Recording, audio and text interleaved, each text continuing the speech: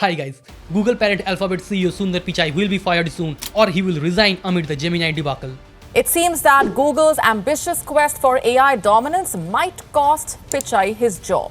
After being in the lead on AI, he has completely failed on this and should let others take over, believes Helios Capital founder Samir Arora. And now, investors are calling for Sundar Pichai's resignation. Why Sundar Pichai, once considered the best CEO, is under fire? The question is unsettling, isn't it? But it seems that Google's ambitious quest for AI dominance might cost Pichai his job. Google's artificial intelligence technology Gemini has been facing a backlash, and on the other side, a fierce competition is brewing with Microsoft and OpenAI's ChatGPT. The stakes are high, the pressure is mounting, and every misstep is magnified here.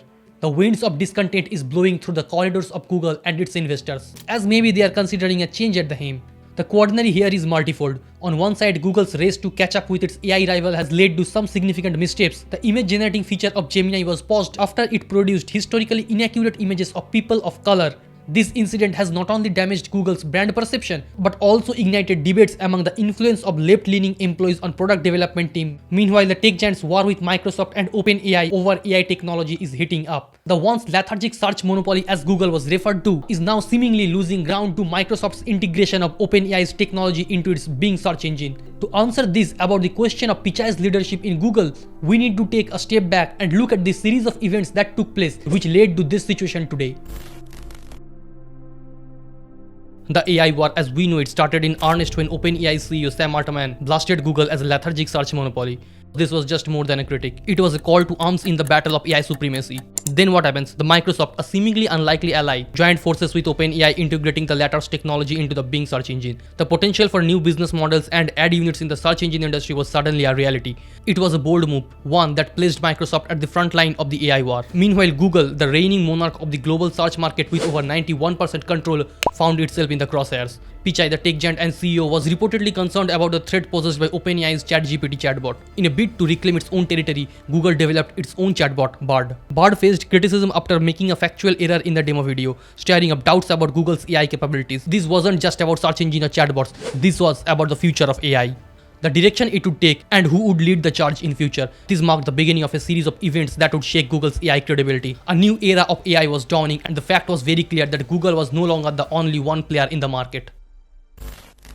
The next blow to Google's AI credibility came with Gemini Firestorm. In an unfortunate turn of events, the chatbot generated images that were historically inaccurate, particularly of people of color. This was seen as a gross oversight, and obviously critics did not hesitate to point out this issue.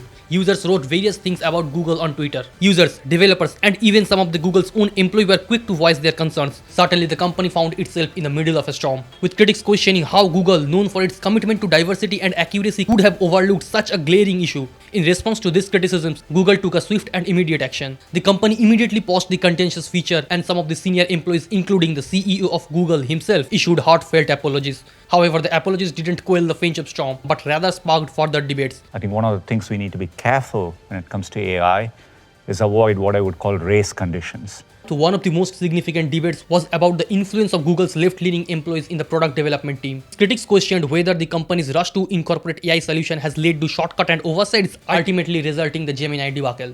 Sundar, I wonder what keeps you up at night around this issue of AI? The urgency to work and deploy it in a beneficial way. But at the same time, it can be very harmful if deployed wrongly. But the consequences of Gemini Firestorm extended beyond debates and criticism.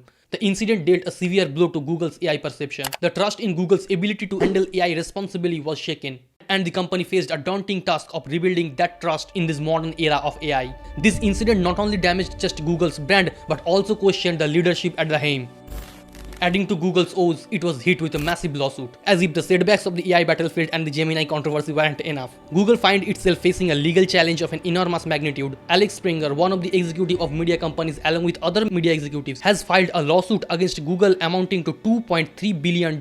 This lawsuit is not a minor hiccup. It's a full-blown storm that Google has to weather. This legal action revolves around alleged losses the media group suffered due to Google's advertising practices. Now what does this mean? These media companies claim that Google's advertising policies and practices have led to significant financial damage for them. They believe that Google's dominant position in the online advertising market has resulted in unfair competition, and that in turn has hurt their businesses. Alex Springer, the parent company of Business Insider and a significant player in the media industry, their involvements add weight to this lawsuit and suggests that the allegation against Google was taken very seriously. This lawsuit is not just about the money though, it is about the broader implications of Google and its standing in the tech world. It raises questions about the company's business practice and ethics, and those questions can have far-reaching effects. This lawsuit also puts Google's leadership under microscope. How they handle this legal challenge could be a defining moment for the company and its top executives, including CEO Sundar Pichai. Will they ever be able to steer Google through this storm and come out stronger on the other side? Or will this be the rock that tips the scale, leading to a leadership change at the helm of Google?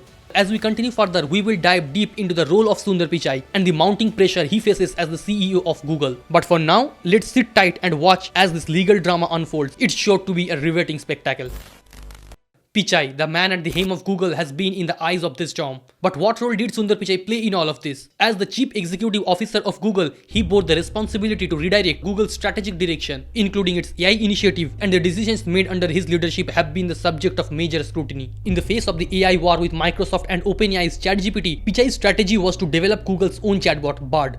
Though ambitious, the move was met with criticism, and Bard made a factual error in its demo video itself, leading a question about Google's approach to AI and their ability to compete effectively in this arena. Then there was the Gemini firestorm. The backlash about the chatbot's historically inappropriate and inaccurate images of people of color raised serious questions about how such issues were overlooked. Pichai's response, while prompt, was seen by some as inadequate. Throughout these events, Pichai has faced criticism for his handling of these issues. His decisions and the outcomes they have led to have sparked debate about his effectiveness as CEO. The once revered leader is now facing calls for his removal. With detractors arguing that a change in leadership is needed to navigate these turbulent times, Pichai's role in these events and the criticism he has faced underscore the challenges of leading a tech giant like Google. They highlight the high stakes and the intense scrutiny that comes with the territory. And so we return to our initial question, why Sundar Pichai, once considered the best CEO, is under fire. The answer lies in the complex interplay of strategic decisions, unforeseen challenges, and the relentless pace of technological change. It is a reminder that even the most respected leaders in the industry can find themselves in the hot seats when the tide turns. As we wrap up our decision, it is worth noting that while these obstacles are significant, also present an opportunity for Google to reassess its strategies and make crucial changes. However, the future of Sundar Pichai at Google remains uncertain. But one thing is very clear, that this tech giant is at a crossroad, and its next step will define its future in the AI space. But hey, let's not jump into the conclusion that fast. While the rumors swirls and the speculations mount, one thing is for certain. The tech world is in for a wild ride, and the fate of Google and its CEO hangs in the balance.